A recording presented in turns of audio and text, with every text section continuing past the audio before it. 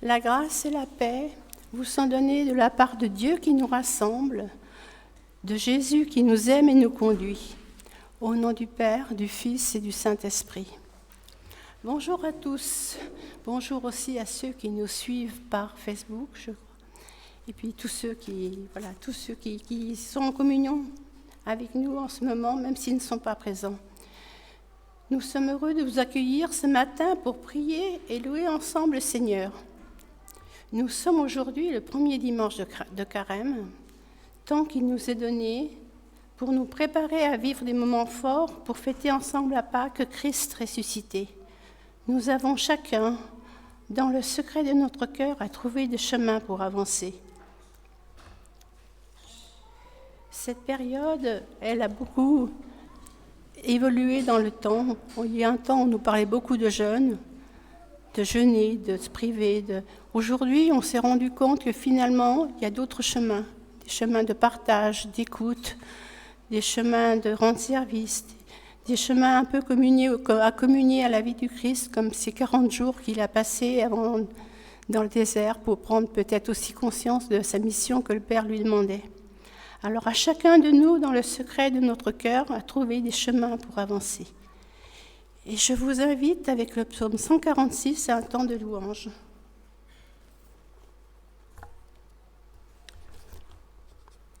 Je veux chanter la louange du Seigneur. Toute ma vie, je veux chanter sa louange. Je veux jouer pour mon Dieu tant que je vivrai. Ne mettez pas votre confiance dans les grands de ce monde. Ils ne sont que des hommes. Ils ne peuvent pas sauver. Quand ils meurent, ils retournent dans la terre. Et ce jour-là, leur projet meurt avec eux. Il est heureux celui qui s'appuie sur Dieu de Jacob, qui met sa confiance dans le Seigneur son Dieu. C'est le Seigneur qui a fait le ciel et la terre, la mer et tout ce qu'ils contiennent. Il est toujours fidèle à ses promesses. Il fait justice aux gens écrasés par la misère. Il donne à manger à ceux qui ont faim. Le Seigneur libère les prisonniers. Le Seigneur ouvre les yeux des aveugles. Le Seigneur remet debout ceux qui sont faibles. Le Seigneur aime ceux qui lui obéissent. Le Seigneur protège les étrangers. Il soutient la veuve et l'orphelin, mais il fait échouer les gens mauvais. Le Seigneur est roi pour toujours. Jérusalem, le Seigneur est ton Dieu de génération en génération. Chantez la louange du Seigneur.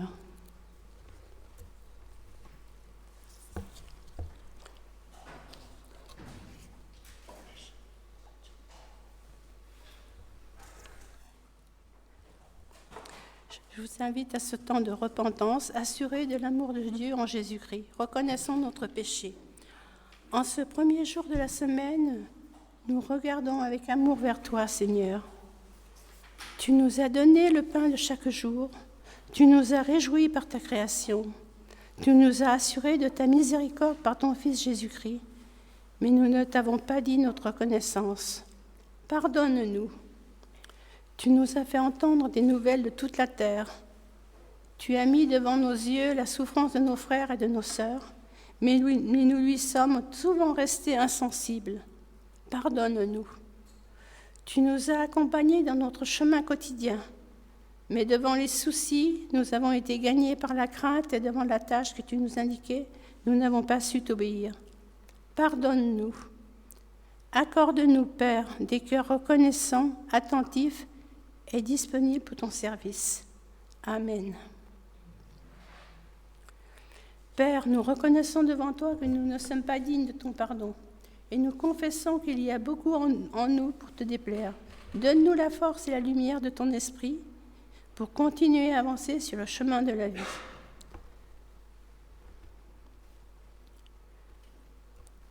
Recevez l'absolue union au nom du Seigneur. Par Jésus-Christ, notre péché nous est pardonné. Par l'Esprit Saint, la puissance nouvelle nous est accordée.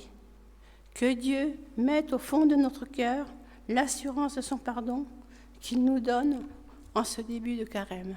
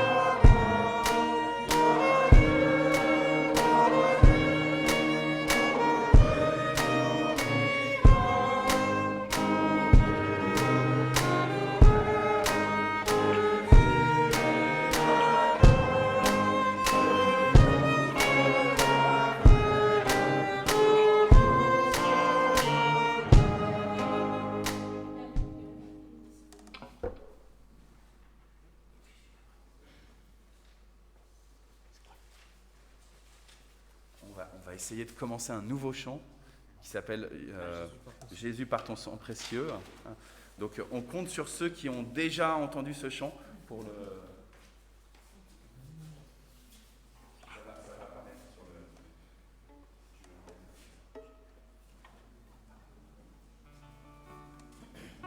Vous pouvez donner un élément comme ça, les gens prennent la mélodie. D'accord.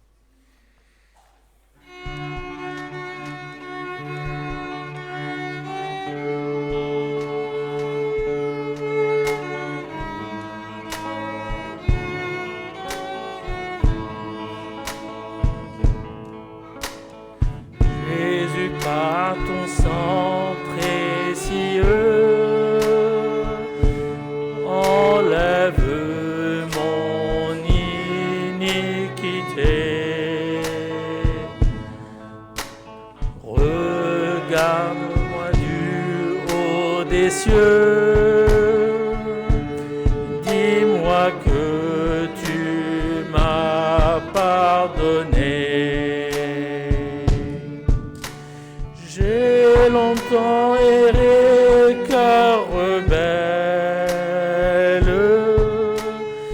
mais j'entends la voix qui m'appelle au pied de ta croix maintenant. Tout confus, brisé, je me rends. Blanc, plus blanc que neige, blanc, plus blanc que neige, lavé dans le sang de l'agneau, je serai plus blanc que la neige. Oh, le fardeau de mon péché, Dieu très saint et trop grand pour moi. Je veux en être délivré à cette heure où révèle-toi.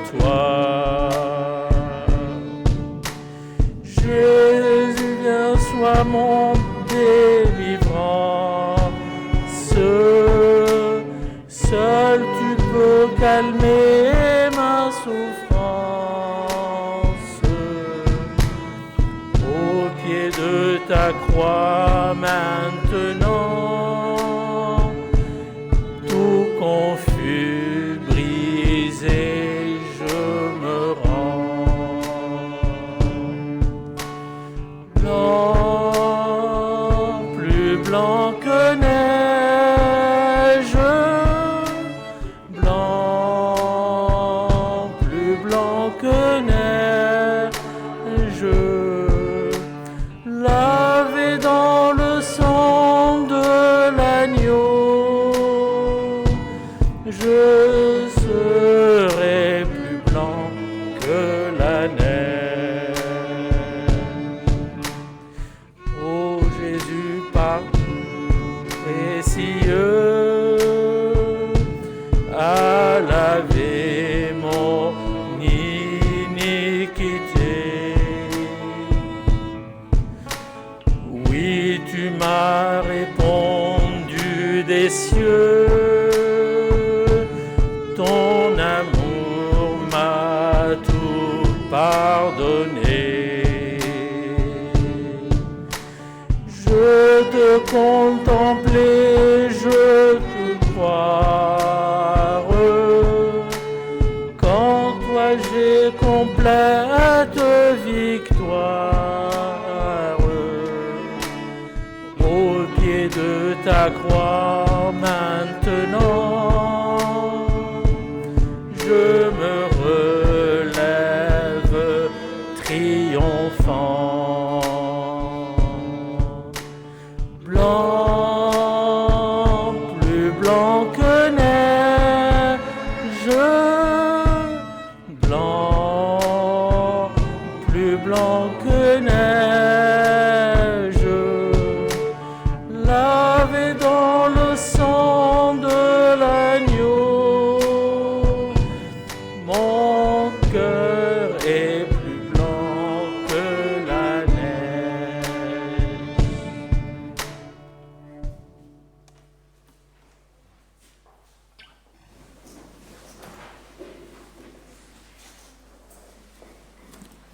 C'est le temps de l'action de grâce. Et depuis quelques semaines, on a un petit peu ce temps où on vient dire nos merci de la semaine.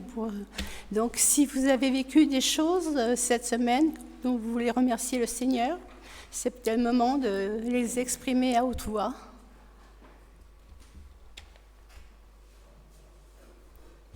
Vous n'avez rien vécu ? Oh, vous avez sûrement des choses dont vous voulez dire merci, hein.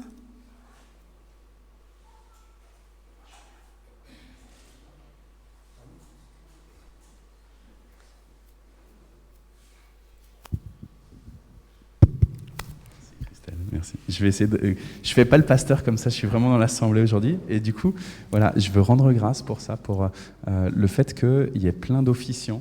Il va y avoir la prédication qui ne sera pas portée par moi. Donc je rends grâce pour Annie, je rends grâce pour toi, Germaine, pour le groupe de louanges qui s'est formé. Il y en a qui sont malades, il y en a qui sont partis en vacances. Et en fait, on voit que le Seigneur, il envoie toujours des nouvelles personnes, des nouvelles servantes et des nouveaux serviteurs.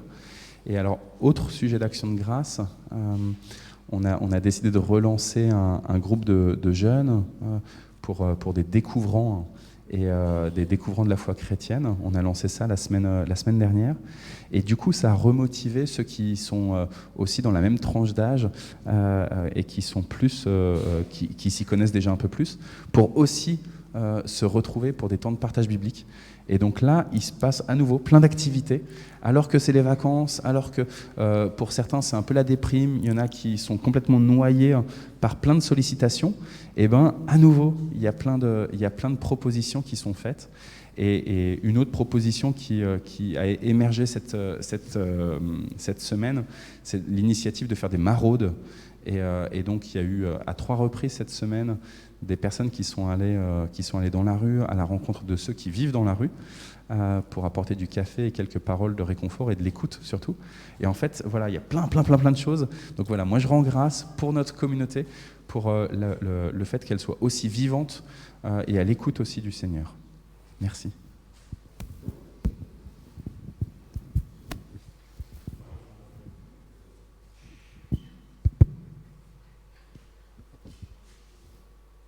Quelqu'un d'autre? À part Arnaud? Il y a la pression. Arnaud, il est pasteur, il a demandé l'exemple.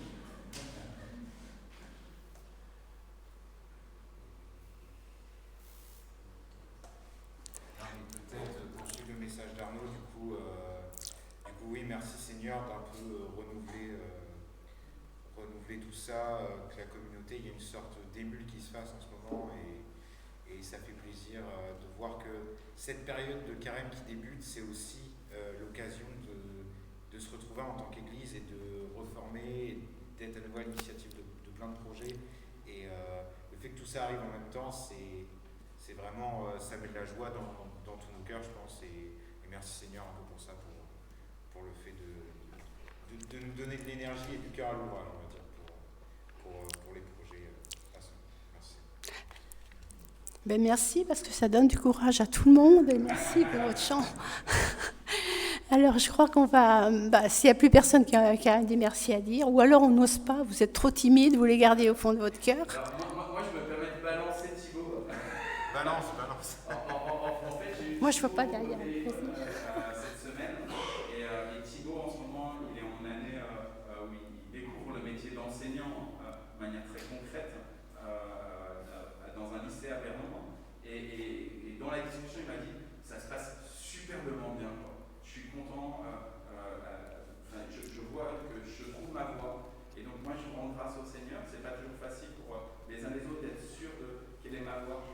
Est-ce que je suis sur le bon chemin, etc. Et donc, je rends grâce pour Thibaut. Je me permets, Thibaut. Permets-toi. Alors, je crois qu'on va, un petit peu comme d'habitude, on va projeter les textes de la parole. Et je crois qu'il faut des lecteurs. Alors, il y a un texte de Paul aux Galates, il y a un texte de Sophonie et le psaume 139, c'est ça? Voilà, il faudrait 3 personnes qui se dévouent ou qui prêtent leur voix, puis après on leur rend aussitôt après. Hein. Alors, voilà.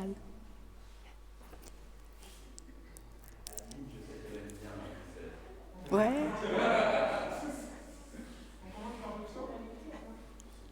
Adeline, bon, alors Adeline.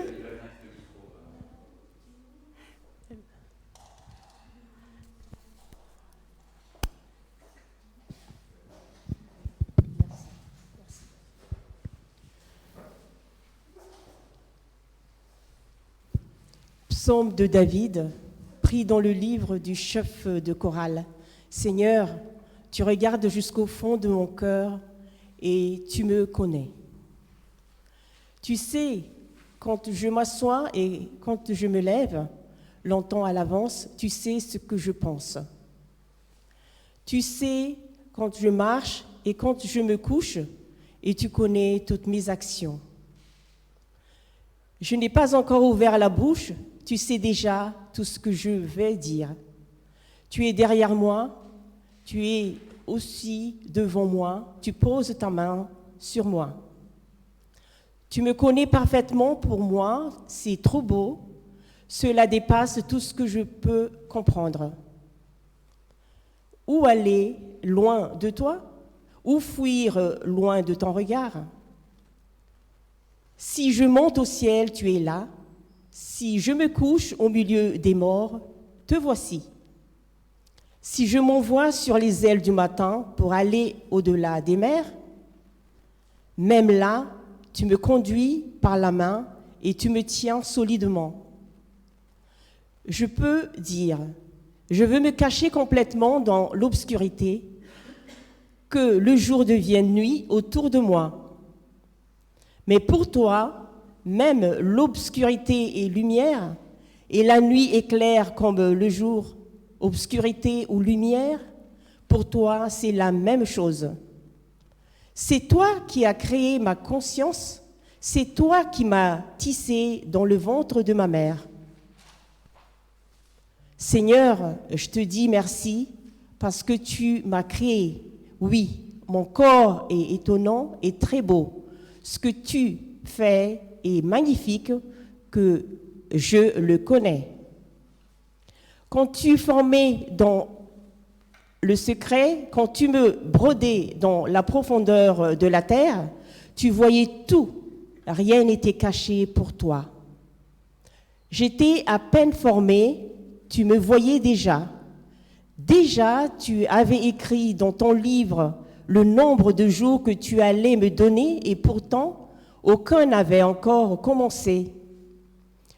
Oh Dieu, tes pensées sont vraiment difficiles. Elles sont si nombreuses. Comment les compter? Elles sont plus nombreuses que les grains de sable. Même si je comptais toutes, je n'arriverais pas à te comprendre. Ô Dieu, si seulement tu faisais mourir les gens mauvais, si tu chassais loin de moi les assassins, ils utilisent ton nom pour tromper les autres, ils s'en servent pour faire du mal. Seigneur, je déteste ceux qui te détestent, ceux qui luttent contre toi me dégoûtent. Je les déteste totalement. Ils sont devenus pour moi des ennemis. Ô Dieu, regarde au fond de mon cœur et connais-moi. Examine mes pensées et vois mes soucis. Regarde si je suis sur un chemin dangereux et conduis-moi sur ton chemin, ce chemin qui est sûr pour toujours. Amen.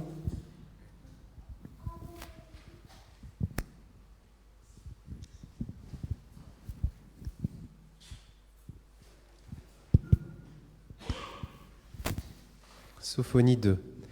J'ai entendu les insultes des Moabites et les moqueries des Ammonites. Ils ont insulté mon peuple et ils ont agrandi leur pays en lui prenant des terres. Eh bien, voici ce que je déclare, moi, le Seigneur de l'univers, Dieu d'Israël.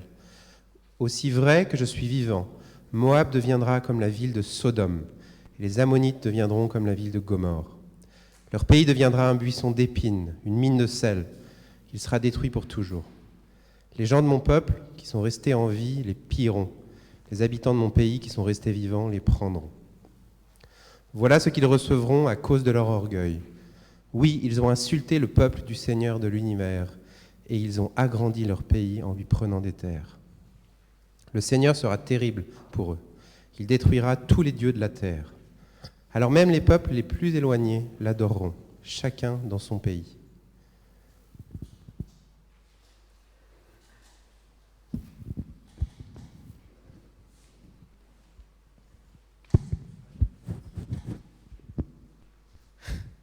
Galates 6,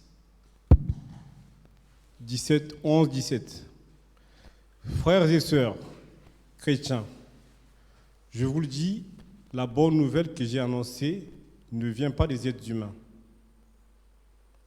D'ailleurs, je ne l'ai pas reçue ou apprise par un homme, mais c'est Jésus-Christ qui me l'a fait connaître. En effet, vous avez entendu parler de ma conduite d'autrefois, quand je suivais la religion juive. Vous savez avec quelle violence je faisais souffrir l'Église de Dieu et voulais la détruire. À ce moment-là, je faisais plus de progrès dans la religion juive que beaucoup de camarades juifs de mon âge. Je les dépassais, je les défendais de toutes mes forces, les traditions de mes ancêtres. Mais Dieu m'a choisi dès le ventre de ma mère et dans sa bonté, il m'a appelé. Un jour, il a décidé de me faire connaître son Fils pour que je l'annonce à ceux qui ne sont pas juifs. Alors, je n'ai demandé conseil à personne. Je ne suis pas monté à Jérusalem pour rencontrer ceux qui étaient apôtres avant moi, mais je suis parti tout de suite en Arabie, puis je suis revenu à Damas.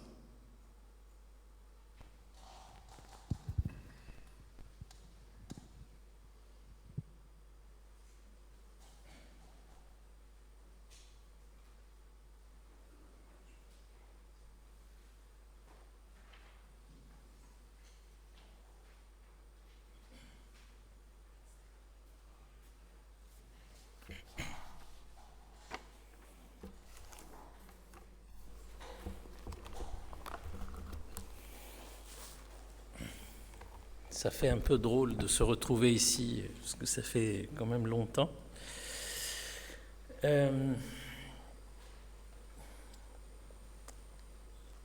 La dernière lecture, je pense qu'il y a eu un bug, parce que en fait c'est Galates 6, je vais la relire. Vous voyez avec quelle grande lettre je vous ai écrit de ma propre main. Tous ceux qui veulent se rendre agréables selon la chair vous contraignent à vous faire circoncire, uniquement afin de n'être pas persécutés pour la croix du Christ. Car les circoncis eux-mêmes n'observent point la loi, mais ils veulent que vous soyez circoncis pour se glorifier dans votre chair, pour que eux soient glorifiés dans votre chair. Pour ce qui me concerne, loin de moi la pensée de me glorifier d'autre chose que de la croix de notre Seigneur Jésus-Christ, par qui le monde est crucifié pour moi, comme je suis pour le monde. Car ce n'est rien d'être circoncis ou incirconcis, ce qui est quelque chose, c'est d'être une nouvelle création.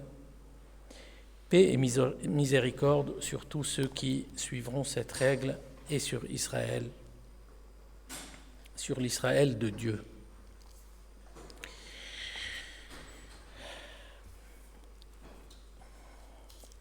Ensuite, il y a une lecture qui se trouve dans l'évangile de Luc, dans le chapitre 9, et dans le verset 46 jusqu'à 50. Or, une pensée leur vint, c'est-à-dire les disciples, or, une pensée leur vint à l'esprit, savoir lequel d'entre eux était le plus grand.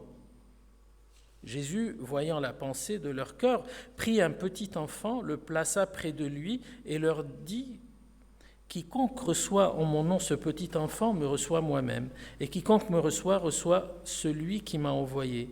Car celui qui est le plus grand parmi vous, c'est celui-là. Car celui qui est le plus petit parmi vous, c'est celui-là qui est grand. Ensuite, Jean prend la parole, etc. Et puis, il se passe des choses. Jésus va envoyer 70 disciples. Il leur dit, écoutez, partez et prêchez, en leur donnant, voilà, le pouvoir que vous avez. N'ayez pas peur. 70. On ne les connaît pas, je crois qu'on n'a pas le nom d'un d'entre eux ou quoi que ce soit, on ne sait pas. Ensuite, ces 70-là, excusez-moi, Le chiffre 70, souvent, il vient il a une petite symbolique bibliquement parlant, c'est-à-dire les 70, ça représente l'universalité. L'universalité est représentée par 70, c'est-à-dire c'est la totalité des personnages ou les différents types de personnes. Il se trouve dans plusieurs passages et dans ce sens-là. Et il avait cette symbolique-là. Différent du 7. Le 7, c'est un chiffre parfait. 70, c'est l'universalité. Et quand Jésus a répondu une fois à un de ses disciples, « Combien de fois dois-je pardonner à mon frère ? Est-ce que c'est 7 fois ?» se référant aux 7 péchés capitaux, quelque part, ou la perfection des péchés. Et Jésus lui répond, « Non, c'est pas 7 fois, c'est 70 fois 7 fois. » C'est pas pour s'amuser, pour pas qu'on s'amuse nous à calculer 490 par jour divisé par 24. Enfin, non, c'est pas du tout ça. C'est pour dire que voilà, quelle que soit l'erreur que fait ton frère, et même si dans les 7 péchés capitaux, même s'il les a complétés et dans leur universalité, tu es quand même amené à pardonner. Alors, c'est une parenthèse, excusez-moi. 70, donc les 70 personnes, les 70 disciples, ils reviennent avec joie, parce qu'ils ont été envoyés, et puis, disant, Seigneur, les démons même nous sont soumis en ton nom. On vient de le voir, il les a envoyés, ils reviennent en disant, même les démons nous suivent, ils nous obéissent, et Jésus leur dit, est-ce que quelqu'un sait ? Et Jésus leur dit quelque chose, j'ai l'impression qu'il les a cassés, mais quelque chose de bien, il leur dit quelque chose. Il ne leur dit pas, bravo, vous avez bien travaillé, soyez bénis, vous êtes vraiment, que Dieu vous bénisse, des choses, du tout. Et Jésus leur dit, je voyais Satan tomber du ciel comme un éclair. Bon. Voici, je vous ai donné le pouvoir de marcher sur les serpents et les scorpions, encore une fois, la symbolique du mal, etc.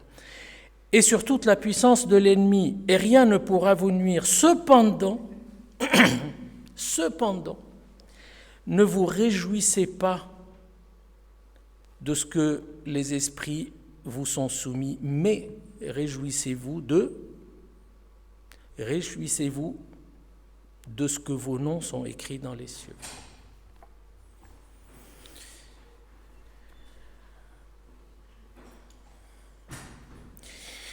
On a lu des textes dans le psaume, et le psaume 139 a une très grande particularité, c'est qu'il met en avant une espèce d'animosité, c'est-à-dire David parle, je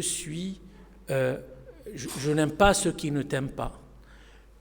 Seigneur, s'il te plaît, fais-les disparaître, etc., etc. Et puis, dans le psaume 139, brutalement, il y a un changement de ton, mais brutal, où il dit, tout d'un coup, on a l'impression que David se réveille, ou quelqu'un l'a réveillé, en disant, Seigneur, sonde-moi, regarde-moi bien si je suis sur une mauvaise foi, sur une mauvaise voie, et donne-moi la bonne voie. Ça nous révèle quelque chose qui se passe avec David, qui était en train de rendre grâce, étape par étape. Si on prend le psaume, vraiment on le regarde avec méditation, on voit la progression de la pensée de David qui, de plus en plus en grâce et de plus en plus a un rendu glorieux à Dieu, petit à petit. Ensuite, tu m'as connu quand j'étais au plus profond de la terre. Ensuite, tu m'as connu, tu as fait de moi ceci, cela. Et il monte en grade, petit à petit. Ensuite, David va regarder autour de lui et il va voir ceux qui n'aiment pas le Seigneur, ceux qui n'aiment pas Dieu. Et là, il les regarde de sa haute grandeur en disant « S'il te plaît, fais-les disparaître ». Et du haut de son grade, David, ce changement de situation a l'impression qu'il chute de très très haut, plus bas que terre, en disant « Sonde-moi et regarde si je suis sur une... » Et le « si » est très important, parce que le « si » signifie que moi, David, ou X, Y, je ne vois pas la voie si je suis sur une mauvaise voie. J'ai dit des choses, j'ai jugé des gens, j'ai condamné, j'ai même demandé que ces gens-là disparaissent, et d'un coup, où est-ce que je vais? Dans quel sens je suis en train d'avancer? Moi, à qui a été révélé toutes ces choses, c'est-à-dire ma connaissance, le fait d'être connu dans ma plus petite forme et d'avoir connu Dieu dans sa grande forme. Et maintenant, venons-en à cette histoire qui se passe avec les 70, parce que ce n'est pas une parabole, ce n'est pas une métaphore, c'est quelque chose qui s'est passé avec Jésus. Et on voit que ces gens-là, ces 70 personnes, c'est-à-dire l'universalité des personnages, ça regroupe, quelle que soit la personne, quelle que soit sa psychologie ou autre, les 70, la totalité des gens qu'il a envoyés dans toutes leurs différences, ils arrivent tous avec un seul état d'esprit, et un seul. Et ils ne sont pas du tout divisés, il n'y en a pas qui réprimandent les autres, qui disent « mais tais-toi, tu dis des bêtises » ou autre, rien du tout. Ils sont tous venus avec un seul état d'esprit qui est le suivant. Les démons, même les démons, nous obéissent. C'est-à-dire, on a le pouvoir sur même les forces invisibles et les forces mythiques ou autres, etc., etc. Une grande fierté, tout comme David. Le même schéma se reproduit. Je suis capable, j'ai connu, j'ai la force et j'ai la puissance d'écraser l'ennemi, quelle que soit sa forme, humaine ou pas humaine, physique ou pas physique, visible ou invisible. J'ai le pouvoir. Ensuite, on retrouve la troisième lecture qui est dans Galates, où Paul parle. Il parle de quoi? Il parle de cette attitude, encore une fois, une attitude où il y a des gens qui aiment se glorifier, qui aiment être fiers. Alors, on rentre dans une période de carême, et la période de carême est une période assez privilégiée, je trouve, mais à la fois, il faut faire attention de quelque chose, on y viendra. C'est vraiment une période particulière parce que c'est une période dans laquelle on peut s'auto-examiner et on peut se laisser examiner. Et en même temps, il faut faire attention. Parce que quand on accomplit quelque chose d'extraordinaire, de magnifique, qui s'appelle le carême, 40 jours, on va se priver d'un certain nombre de choses nées à l'intérieur de l'être humain, quel qu'il soit et quelle que soit sa psychologie, dans son universalité d'être humain, naît quelque chose, malgré lui, mais qui vient de sa nature humaine, qui est de quelque part être fier, parce que je vais accomplir le carême, parce que les démons m'écoutent, parce que je suis plus fort que mes ennemis, et ainsi de suite. Vous avez bien compris. Aujourd'hui, je suis un peu, on va dire, influencé par cette idée et par ce qui s'est passé face à Jésus avec les 70, la fierté face à la reconnaissance. Parce que Jésus leur dit, c'est très bien que vous ayez les démons qui vous suivent, mais vous savez, moi j'ai vu Satan chuter, mais je l'ai vu chuter, et on sait pourquoi Satan, cet esprit, pourquoi il a chuté. Il a chuté parce qu'il s'est élevé. il a chuté parce qu'il a voulu ressembler à l'Éternel, parce qu'il a voulu prendre la place de l'Éternel. Et en même temps, Jésus leur dit, moi je l'ai vu chuter. Et il leur dit, soyez pas heureux de ça, les gars. Mais c'est très bien de voir les démons vous obéir. Mais ce dont vous devez vous réjouir, c'est pas du tout ça. C'est que vos noms sont écrits dans le livre. C'est que vous avez été rachetés. Et c'est là où on se trouve souvent. Alors c'est très facile d'observer ces quelques paroles et puis de les projeter sur l'extérieur. Mais aujourd'hui, l'idéal, c'est qu'on se les projette à soi-même. Les raisons de la fierté et de l'autoglorification sont nombreuses. Je peux être un bon parleur, je peux être un bon prêcheur, je peux être un bon musicien, un bon chanteur, je peux être quelqu'un qui fait un certain nombre de choses, et tout ça, intérieurement chez l'être humain, a plutôt tendance à donner une certaine sensation de fierté, de glorification. Et qu'est-ce qui se passe? On va me dire, pourquoi se casser la tête avec ça? Bon, d'accord. Alors, c'est pas si simple que ça. Et si Jésus leur a dit, ne vous réjouissez pas de ça, mais plutôt soyez reconnaissants que vos noms ont été écrits, c'est pour une raison. C'est pour leur expliquer, attention les gars, parce que vous savez pas où ça va vous mener, ce genre de sensation. Vraiment, comme David l'a demandé beaucoup plus tôt, sonde-moi Seigneur, regarde si je suis sur une mauvaise foi. Parce que le fier, alors j'ai écrit plein de choses, mais je ne sais pas si je vais pouvoir tout... Le fier, c'est quelqu'un qui a du mal à se remettre en cause. Le fier, c'est quelqu'un qui ne se regarde pas et a du mal à se remettre en cause. Le fier est quelqu'un qui est capable de donner des leçons, de projeter sur les autres.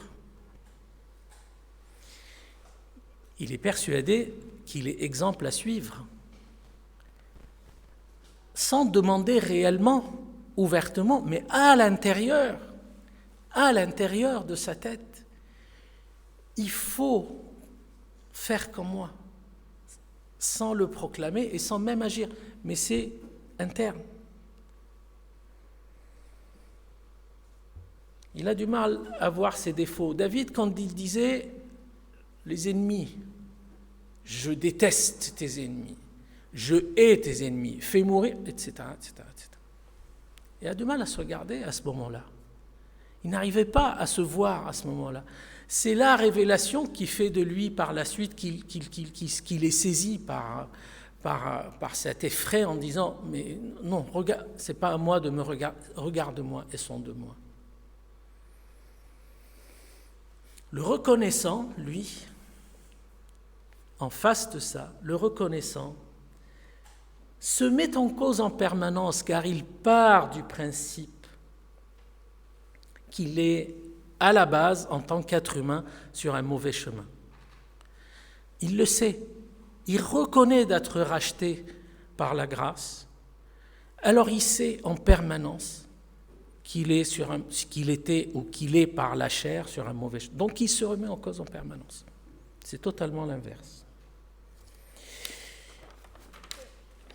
Alors, le fier vis-à-vis de Dieu, qu'est-ce qu'il fait? Le fier vis-à-vis de Dieu, il oublie le salut, il oublie la grâce, il oublie que c'est un don gratuit, il oublie qu'il a reçu ça uniquement gracieusement.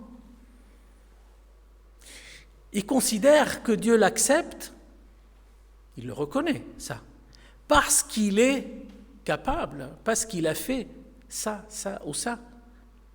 Parce qu'il a jeûné, parce qu'il a chanté, parce qu'il a prié, parce qu'il a connu la Bible par cœur, parce qu'il a fait des prédications, parce qu'il a servi, etc., peu importe. Ça, c'est le fier. Le reconnaissant vit dans un état permanent que la grâce lui a été gratuit et qu'il n'en est pas méritant. En aucun cas. Et c'est en permanence.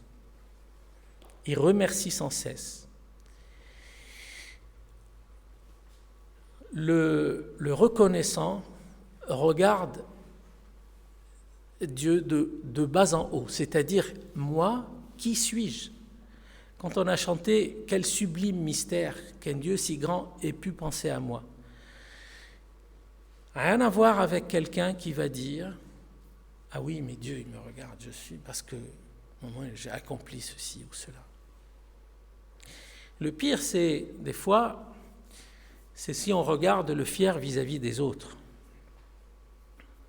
Le fier, il va regarder l'autre en le rabaissant. Il regarde avec mépris. Et Paul en a écrit plein sur le mépris. Celui qui...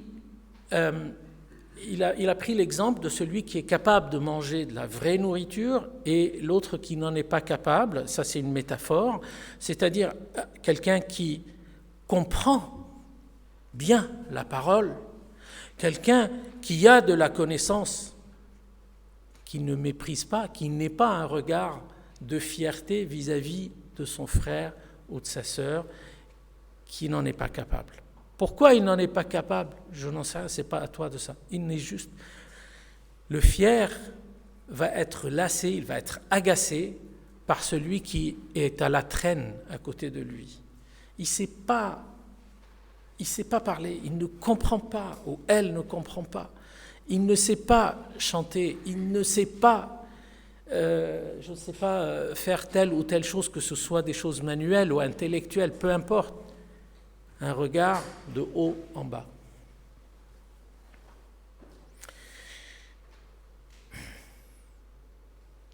Le reconnaissant, partant du principe que lui-même, il a été racheté, ne regarde pas de la même manière, il voit avec égalité tout le monde. Lui, son frère, sa sœur, que son frère ou sa sœur connaissent ou connaissent pas, qu'ils sachent ou qu'ils sachent pas, qu'ils chantent pas, qu'il œuvre, qu'il n'œuvre pas, on est pareil. Le fier part du principe que l'autre n'a rien à lui apporter, parce qu'il est fier d'avoir acquis un certain nombre de choses. Ce n'est pas le reconnaissant. Le reconnaissant écoute l'autre, absorbe ce qu'il dit et se sent édifié par ce que l'autre va lui apporter, même si il n'est pas d'accord sur tel ou tel point. Comme on a dit au début, le fier, il veut que que l'autre lui ressemble. Le reconnaissant cherche à ce que tout le monde ressemble à Jésus. Le fier est parfois jaloux de ses acquis et il ne veut pas les partager. Pas le reconnaissant, il part du principe que ce n'est pas à lui et qu'il faut que tout le monde en profite. Quand je parle des acquis, ce sont les acquis même de connaissances spirituelles, de savoir et d'approfondissement dans la parole. Tout ça se passe dans un univers d'église quelque part ou de communauté chrétienne.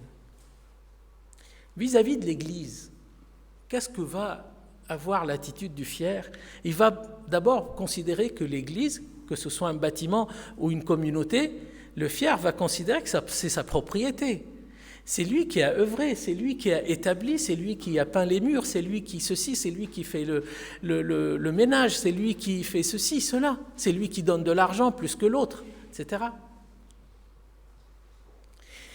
Le reconnaissant vit l'Église autrement, non pas voit l'Église, mais vit l'Église autrement, que c'est un outil de Dieu, un outil qui lui a été confié pour faire circuler la parole.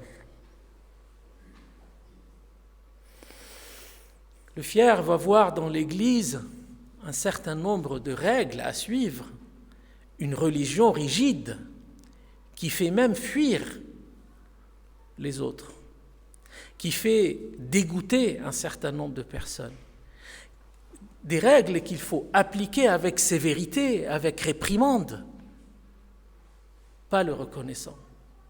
Le reconnaissant part du principe que l'Église communauté est un endroit dans lequel il se réjouit de la présence de ses frères et ses sœurs avec le Christ, dans lequel il va partager la parole avec organisation, mais comme a dit Jésus une fois, ce n'est pas l'homme qui a été créé pour le Shabbat, c'est l'inverse.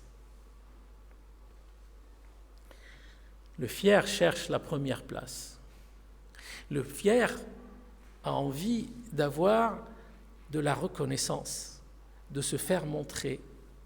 Et les apôtres sont tombés dans ce panneau. On l'a lu dans Luc 9. Quand ils circulaient dans leurs pensées, qui d'entre eux va pouvoir être le premier ? Ils n'ont rien dit. Dans un autre endroit, il y a la maman de deux d'entre eux qui est venue voir Jésus en lui disant est-ce que tu peux garder un à ta droite, l'autre à gauche, etc., etc. Mais dans la tête des disciples, se passait la même chose. Qui d'entre eux va être le premier ? Et Jésus leur prend un gamin, parce que il y a la signification, un enfant dans cette communauté, l'enfant qui ne comprend pas, l'enfant, je ne sais pas à quel âge il considère que l'enfant est un être humain, etc. Enfin, peu importe, mais il prend un enfant, il le met, voilà. Regardez, le plus petit d'entre vous, c'est le plus grand. Il inverse totalement leur logique. Dans l'Église, le fier pense que c'est lui le protecteur de l'Église. Il protège l'Église. Il la protège parce que c'est sa propriété privée et c'est lui qui l'a faite. Le reconnaissant se sent protégé dans l'Église. Il se sent englouti, pris par la communauté et pas l'inverse.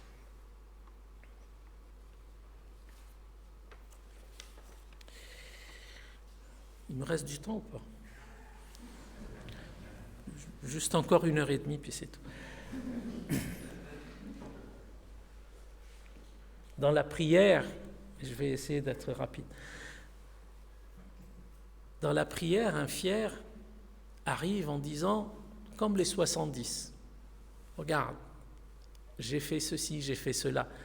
Même s'il dit merci, mais intérieurement, il est persuadé qu'il a gagné. Et parce qu'il a gagné, il s'adresse à Dieu avec cette fierté.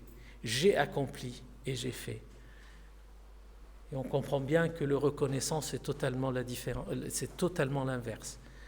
Le reconnaissant, en permanence, sa voix, sa parole, c'est le remerciement. C'est dire merci parce que tu es venu, parce que je suis rien. Je suis vraiment rien, et c'est toi qui m'as choisi. Pourquoi, je ne sais pas. Comment, je n'en sais rien. Mais en tout cas, je sais que tu m'as choisi. Un aveugle a été guéri par Jésus. Et puis les gens lui disent, ils l'ont violenté d'ailleurs, ils lui disent, mais donne gloire à Dieu, dis ceci, cela. Écoutez, je n'en sais rien. Tout ce que je sais, c'est que j'étais aveugle, et maintenant je vois. Ne me posez pas d'autres questions, c'est tout ce que je sais. Une espèce de reconnaissance extrême. Dans les épreuves et dans les difficultés, le fier va se poser plein de questions en disant « Mais comment ça se fait que ça arrive à moi ? C'est pas possible, c'est juste pas possible. » Encore une fois, c'est intérieur. Il n'arrive pas à accepter. Il fait des reproches à Dieu, pourquoi tu fais ceci ou cela, comme si c'était de sa faute. Et le reconnaissant, lui, il va être à l'inverse, il va demander la force pour s'en sortir, et il part du principe que Dieu il n'éprouve personne, il ne s'amuse pas à voir un être humain souffrir, c'est faux. Ça arrive, une épreuve. C'est sûr que ça arrive dans la vie de la chair, mais l'origine n'est pas Dieu. C'est comme ça. C'est accepté.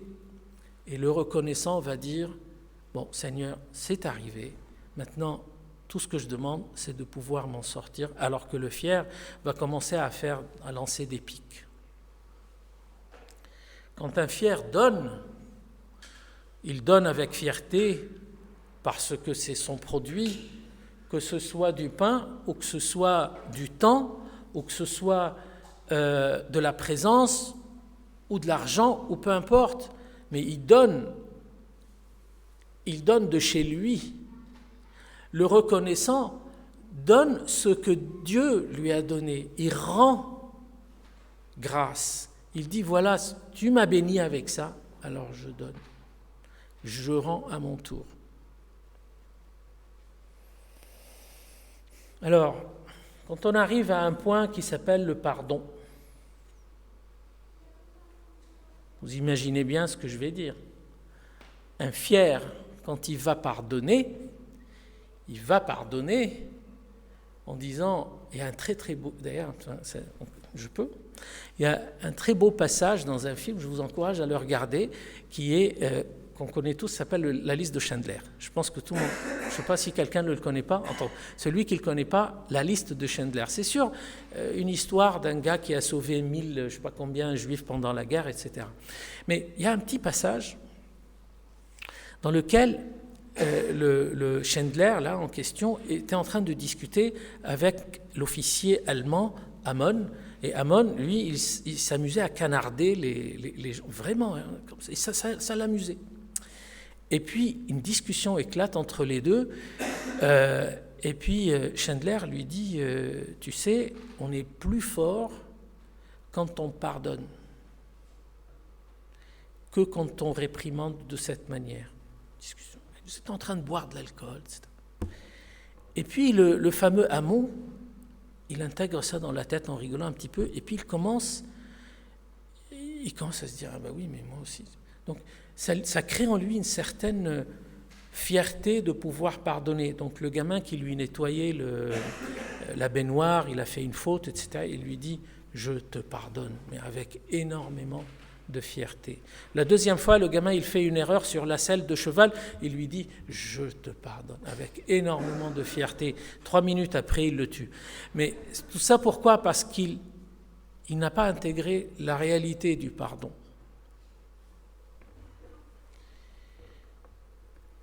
Le reconnaissant, lui, il va pardonner parce qu'il part du principe que lui, à la base, a été pardonné, il a été gracié. Donc c'est naturel pour lui pardonner. Et le grand débat, on peut en parler pendant des heures, pardonner et oublier. Est-ce qu'ils sont liés ou pas ? Le reconnaissant va faire comme Dieu, il oublie, il efface le péché, il efface l'erreur. Le fier, il garde le registre dans un disque dur. Je te pardonne pour cette fois-ci, mais 10 ans après, tu te rappelles tel jour que tu as fait et je t'ai pardonné. Ça, c'est le fier. C'est vrai, hein ? Dans le même thème, le pardon, quelle va être l'attitude du fier s'il doit demander pardon ?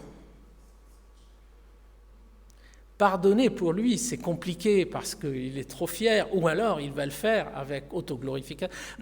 Mais quand il va faire une erreur et qu'il va demander pardon, comment il va le faire ? Très compliqué, très difficile, très très difficile. Il se sentira blessé, ou alors il va surtout chercher les justificatifs pourquoi il a fait telle ou telle chose. Ben oui, mais l'autre, il m'a provoqué. Alors que le reconnaissant, encore une fois, parti du principe que lui, il a été gracié, va en permanence chercher, non pas à se justifier, mais il va demander s'il a blessé quelqu'un, par exemple, si ce n'est que par une parole. Comme dit l'Ecclésiaste, enfin Salomon, il y en a qui peuvent plaisanter comme des pointes d'épée. On ne se rend pas compte des fois de ce qu'on peut provoquer chez quelqu'un, si ce n'est que par une plaisanterie. Et le reconnaissant, celui qui reconnaît la grâce de Dieu, lui, il demande pardon, un réel pardon à autrui. Et pour finir, le fier se réjouit de ce qu'il a fait, de ce qu'il ramène, alors que le reconnaissant se réjouit de ce que Dieu a fait pour lui. Et il vit dans cette voie. Alors, pour résumer, j'ai encore 2 pages. Pour résumer la situation, je lis un passage dans Apocalypse. Écrit à l'ange de l'église de Laodicée. C'est dans Apocalypse 3, du verset 14.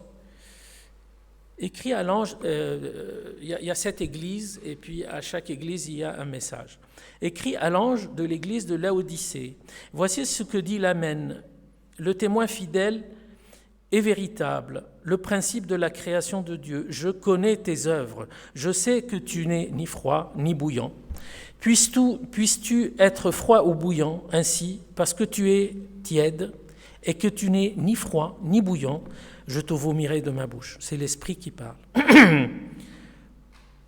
Parce que tu dis, et c'est là où vient la problématique, parce que tu dis, je suis riche, je me suis enrichi et je n'ai besoin de rien, et parce que je ne sais pas, et parce que tu ne sais pas que tu es malheureux, misérable, pauvre, aveugle et nu.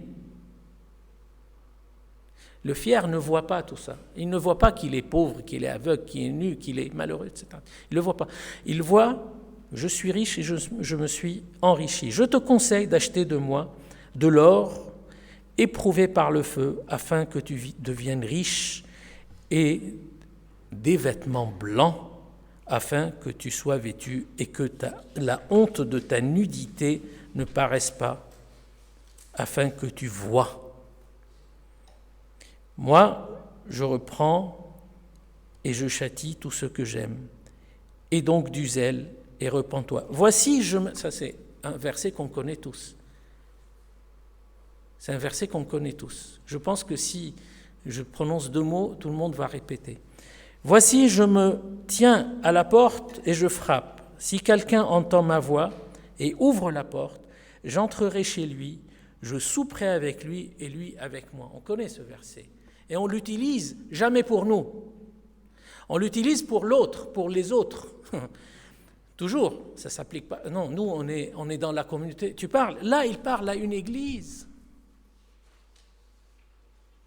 Donc, le fier dans son institution, lorsqu'il a, ça y est, il a établi son univers, son église, entre guillemets, il a sa porte fermée.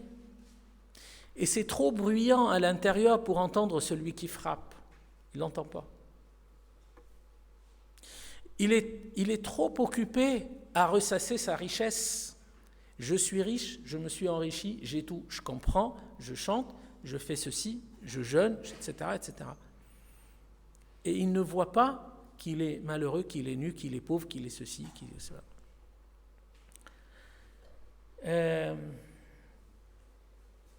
Le reconnaissant, c'est tout l'inverse. Il ouvre sa porte, et en ouvrant sa porte, le contraste est grand. Parce que le fier, il est maître de sa maison. C'est lui qui tient les rênes. Le reconnaissant laisse rentrer le vrai maître. Et c'est le vrai maître qui devient le maître de la table. Quand l'Esprit dit « je dîne avec moi, lui et lui avec moi », c'est-à-dire je rentre d'abord, je prends ma petite place et ensuite je deviens le maître de la table quand lui avec moi, c'est-à-dire c'est moi qui distribue, c'est moi qui donne. Ça, c'est l'état d'esprit du reconnaissant, celui qui a bien compris l'état de la grâce. Je pense avec ça qu'on peut arrêter et se poser les questions entre fierté et reconnaissance. Où est-ce qu'on se situe ? Comment on se situe et qu'est-ce qu'il faut qu'on demande. Il y a une porte à ouvrir, mais en ouvrant cette porte, le fier devient reconnaissant. Il lâche les rênes. Ce n'est plus lui le maître de la maison. Et Samuel, un jour, nous a raconté une très belle histoire sur ce passage, sur le gars qui était chez lui, et puis il ouvrait tous les soirs à un esprit maléfique qui cassait tout chez lui, jusqu'au jour où il ouvre la porte à Jésus. Et Jésus rentre. Et puis Jésus, en rentrant, il s'assoit, il prend la place, et l'esprit maléfique, là, le diable, il revient encore, et il rentre, et il fait encore le bazar. Le gars ne comprend pas, mais pourquoi tu es là, pourquoi tu ne le chasses pas? Et Jésus lui dit, mais il n'y a pas d'autres endroits dans cette maison où je n'ai pas été invité? Et le gars lui dit, oui, bien sûr, il y a ma chambre à coucher, il y a le gars. Je lui dis, mais maintenant, il faut que tu me laisses tout. Et quand il lui laisse tout, et qu'ensuite le malin là arrive, et qu'il frappe à la porte, et que le gars se lève pour ouvrir la porte à ce Satan-là, ce n'est plus lui qui ouvre la porte, c'est Jésus qui ouvre, et le malin s'en va. Cette histoire, la moralité, c'est que quand on laisse la place, en état de reconnaissance, on laisse toute la place de notre vie. C'est fini, la vie ne nous appartient pas, elle appartient à celui qui nous l'a donnée.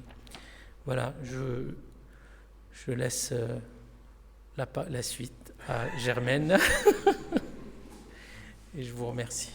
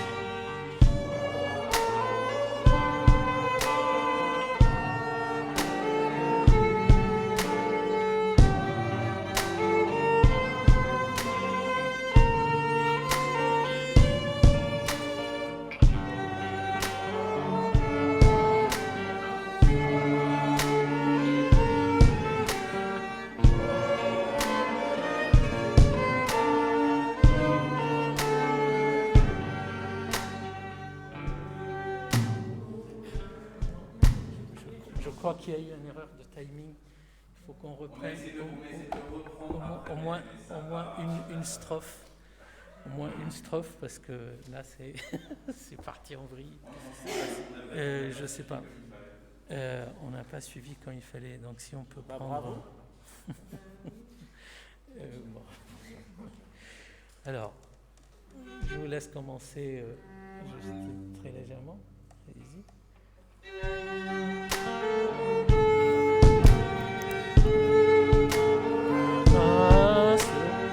Amour du Sauveur en croix, à ce grand fleuve qui passe, je m'abandonne et je crois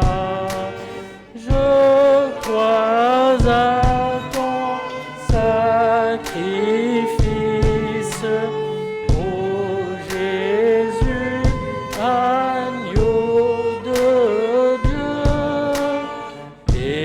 découvert par ta justice, j'entrerai dans le saint lieu.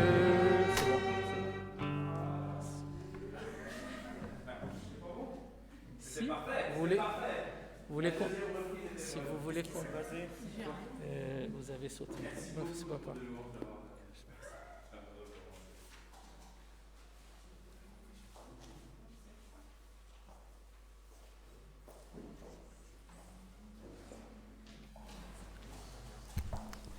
C'est la confession de foi. Je pense qu'elle va s'afficher. C'est la confession de foi de l'Église.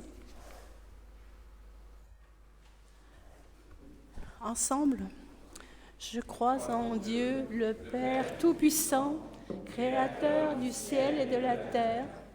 Je crois en Jésus-Christ, son Fils unique, notre Seigneur, qui a été conçu du Saint-Esprit et qui est né de la Vierge Marie. Il a souffert sous Ponce Pilate, il a été crucifié, il est mort, il a été enseveli, il est descendu aux enfers. Le troisième jour, il est ressuscité des morts, il est monté au ciel, il siège à la droite de Dieu, le Père Tout-Puissant. De là, il reviendra pour juger les vivants et les morts. Je crois au Saint-Esprit, je crois à la Sainte Église universelle, à la communion des saints, à la rémission des péchés, à la résurrection de la chair et à la vie éternelle. Amen. Il y a les offrandes, non? Je sais pas, est-ce que on fait maintenant, on fait tout à l'heure?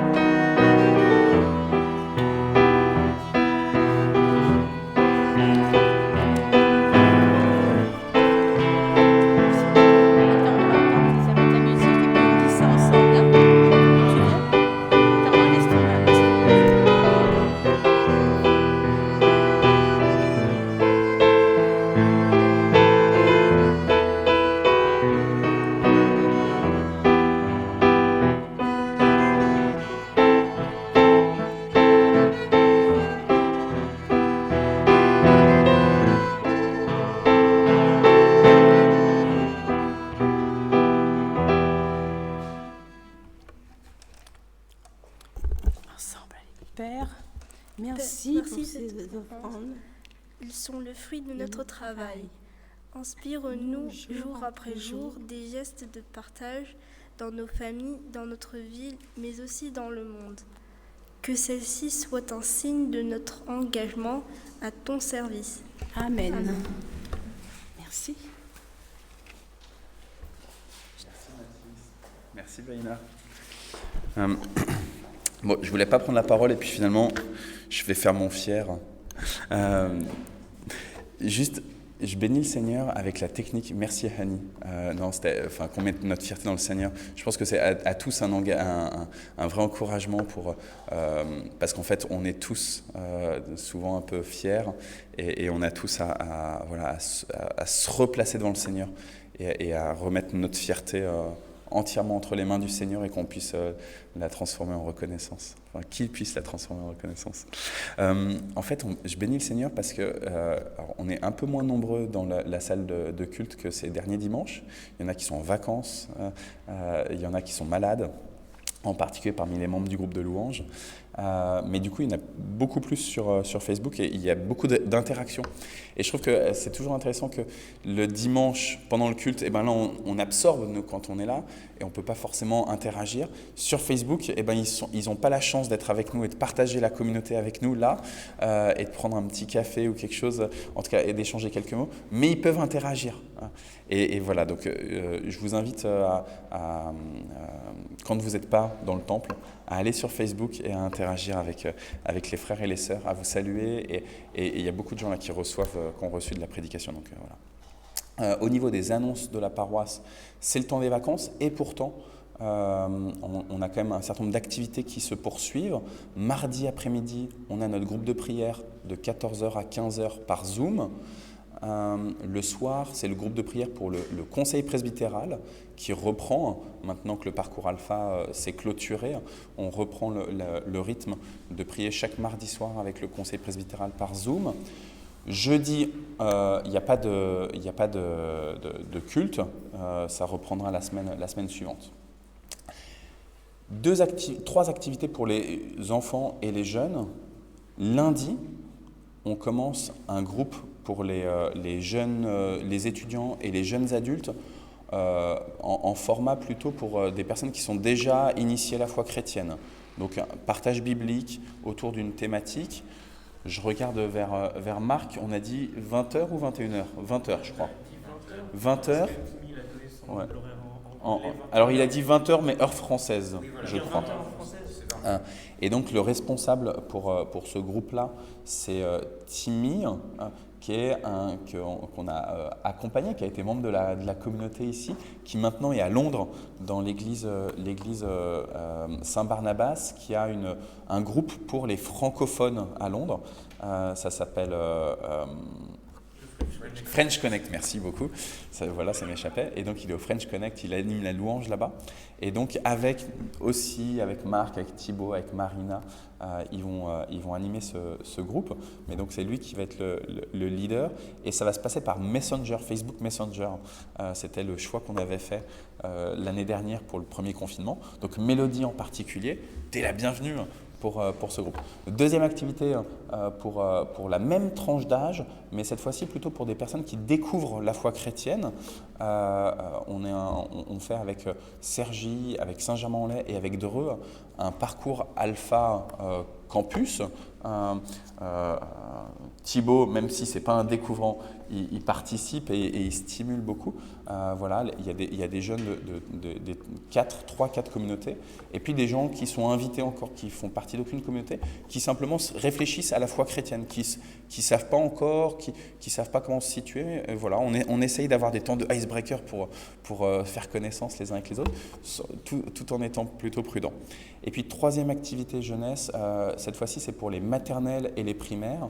Donc malgré les vacances, on continue tous les samedis de 18h à 19h par Zoom, aussi avec Dreux, Saint-Régy et Saint-Germain-en-Laye, ce qu'on appelle les Jésus Zoom. Alors je regarde vers Vaïna. Vaïna, pour l'instant, il y a une petite pause pour les activités des collégiens, mais j'ai fait remonter aux collègues de Cergy et de Saint-Germain-en-Laye et de Dreux en disant il y a une demande là, il y a une demande à ce que les collégiens reprennent, donc on va voir comment on peut reprendre. On avait imaginé de faire un camp, si tu te souviens, là pendant les vacances, et puis finalement avec la situation sanitaire, c'est devenu trop compliqué, mais voilà. Et du coup, je vous annonce déjà pour les parents d'enfants d'âge primaire, il va y avoir un camp en avril. Donc on a déjà réservé le lieu, ça sera dans la base Jeunesse en Mission en Champagne à la Gold-Soigny. C'est une super base, on a déjà fait des camps là-bas et puis voilà. Donc ça c'est toute la semaine prochaine. Je pense que j'ai pas oublié d'activités paroissiales particulières. Il y a 2 personnes qui doivent prendre la parole, Samuel et Christelle. Peut-être Samuel en premier. Voilà, en même temps que tu viennes, Samuel, juste la semaine dernière, je rendais grâce sur le fait qu'on a une sœur de la paroisse qui est décédée, mais qui est décédée très vite, qui n'a pas eu de souffrance. Elle a fait un AVC, mais un AVC massif. Mais en fait, il y a des personnes de la paroisse qui m'ont dit, mais en fait, on n'est pas sûr de voir qui c'est, parce que ça faisait 1 an qu'on la voyait plus trop. Parce qu'elle habitait à Bréval et c'était compliqué pour elle. Donc là, j'ai une photo de Nicole. Donc là, je pense qu'en voyant la photo, tous ceux qui n'étaient pas très au clair, ils reconnaissent qui était Nicole Merdrignac, qui est décédée à 89 ans là. Et on fait les obsèques demain à 14h. Voilà. Je te laisse la parole, Samuel, et puis après, Christelle. Bonjour à tous. Alors, on a eu des conversations pendant le conseil de l'entraide qui a amené à répondre à des besoins autant internes à l'Église et aussi externes sur les besoins qu'il y avait autour de nous. On ne savait pas trop comment s'y prendre et on pensait notamment aux personnes qui sont sans abri, aux vagues de froid qu'il y a eu.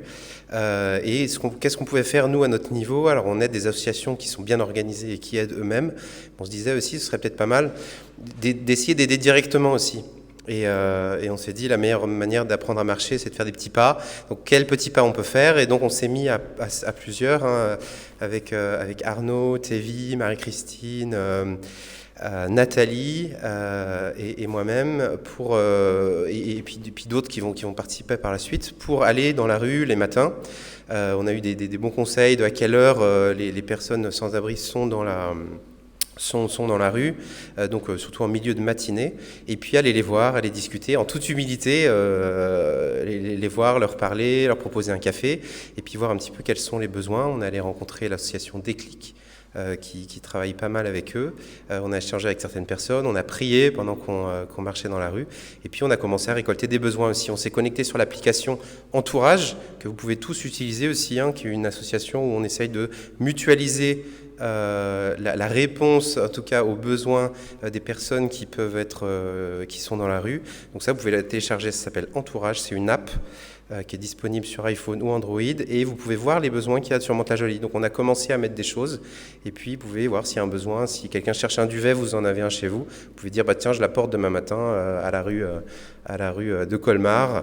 Et donc voilà, c'était très intéressant. On a rencontré Teddy, on a rencontré André, on a rencontré Aimé, Alain, Pathos comme ils le décrivent. On a rencontré William, Valentine, qui est un Roumain qui parle très peu le français. On a pu lui apporter un duvet. Certains ne nous ont pas donné leur prénom, mais en tout cas on prie pour eux. Et n'hésitez pas à prier pour ces personnes que j'ai nommées. N'hésitez pas aussi à vous-même, sans forcément être dans une maraude de l'entraide, de pouvoir leur parler, échanger. On a commencé à acheter des petites choses. On a acheté un sac, on a acheté des bonnets avec des Martin Luther qui nous dit serviteur de tous et esclave de personne. C'est une association, je crois, qui est en lien avec l'Église réformée, qui a fait ça, qui est très bien. Donc des bonnets, voilà, une thermos. On commence tout petit et puis on verra ce que ça donne. Si vous voulez participer, n'hésitez pas. On peut vous ajouter au groupe WhatsApp. Mais on fait ça, voilà, en toute humilité dans la prière et puis voir où ça nous mène. Mais pas à pas, on espère aller dans le bon sens. Que Dieu vous bénisse.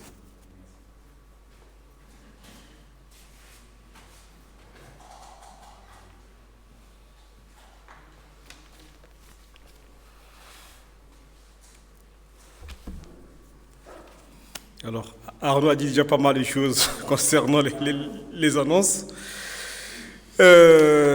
Donc, on a eu notre réunion du CP le 13 février, avec une méditation conduite par Tévi, qui nous a encouragé à garder confiance en Dieu en toute situation, même quand il y a des déceptions, même quand il y a des choses qui peuvent arriver.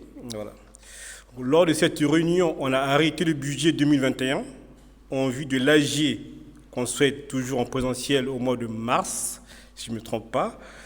Voilà. Donc, dans ce budget-là, on n'a pas arrêté le budget travaux. Donc, Nathalie Monod, la financière, elle va revenir dessus, va vous faire un topo. Voilà. Donc, d'autres questions qu'on a abordées, c'est la réparation du portail principal qui a subi un dégât. Donc, Dominique est là-dessus. Et puis, le petit portillon, il y a un digicode. Donc, un devis va être proposé à Fermatic, qui vient souvent ici faire des réparations. Voilà. Arnaud et Tévi ont participé au synode. Donc, nous avons fait un retour concernant ces synodes-là, qui avaient pour thème l'Église face au Covid. Et lors de ce synode-là, c'est le pasteur Samuel Armedo qui a été nommé président de la région en remplacement à Bertrand de Cazeneuve. Voilà. Il y a eu une réunion aussi sur l'entraide entre-temps. Donc Samuel il a déjà dit pas mal de choses là-dessus. Lors de cette réunion, il y a eu la présentation des activités du fonctionnement de l'entraide par la présidente de l'entraide au niveau de la région. Voilà. Donc il y a eu la revue des actions de l'entraide et le partenariat avec l'association La Gerbe, qu'on connaît tous, qui est dans le coin, qui œuvre dans le social. La maison d'arrêt de Porcheville, avec déjà notre sœur Maria et notre frère Michel Viala travaillent. C'est une maison d'arrêt qui pour des mineurs. Voilà. Claude et Arnaud, Claude Chemin qui n'est pas là, Claude et Arnaud ont rencontré aussi l'adjoint au maire chargé du pôle senior et puis la directrice du centre de vie sociale de Gassicourt, en vue de relever les besoins voilà, au niveau des personnes vulnérables, voir ce qu'il y a à faire ou pas. Au niveau de la maintenance des bâtiments et la sécurité, il y a la boîte aux lettres, je ne savais pas en fait, qui a été vandalisée. Arnaud en a racheté une autre. Donc il y aura eu une main courante qui va être déposée à la police. Et le presbytère, c'est-à-dire là où habite Arnaud et sa famille, a subi des dégâts. Il y a eu des dégâts d'humidité. Donc on a fait venir 2 prestataires, Mur Protect et un couvreur, qui ont conclu à une même finalité, c'est-à-dire qu'il y a trop, il y a un manque d'air en fait, un manque de rappel d'air dans la maison. Voilà, donc il y a des travaux qui pourront être lancés là-dessus.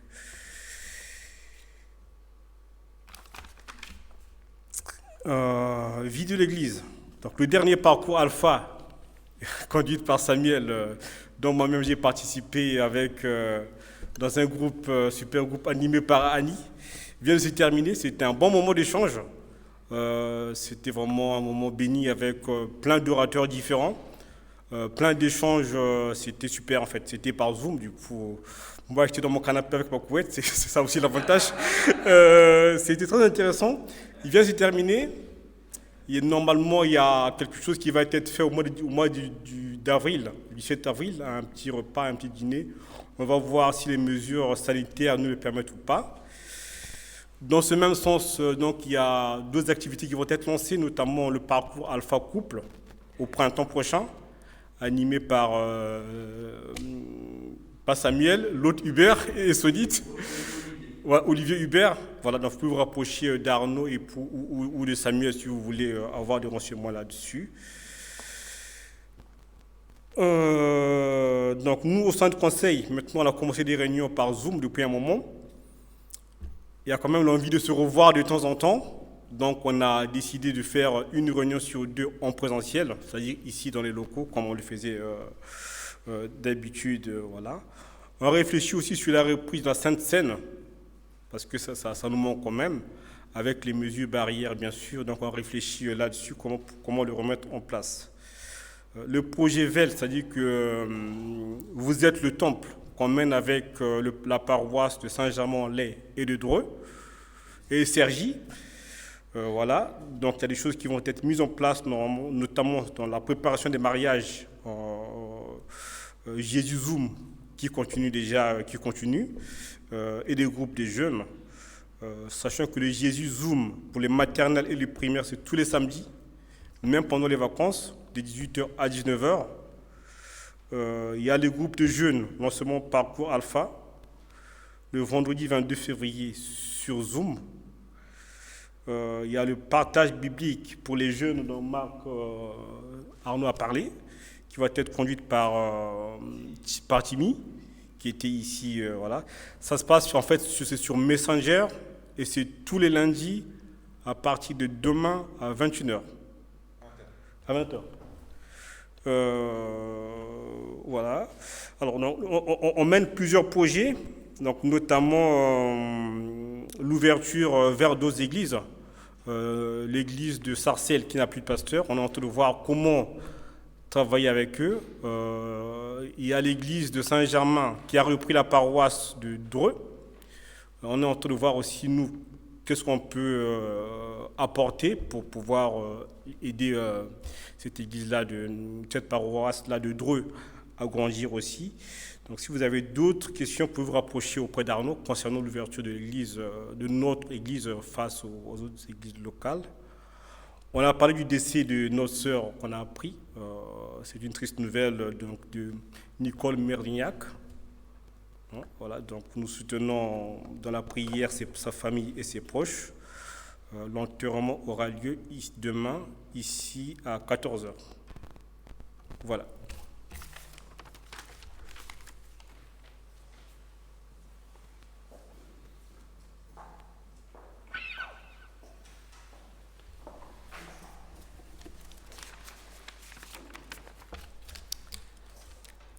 Tout ça, ça fait plein d'intentions de prière. Je ne sais pas si je continue. Je crois qu'on a déjà dit plein de choses.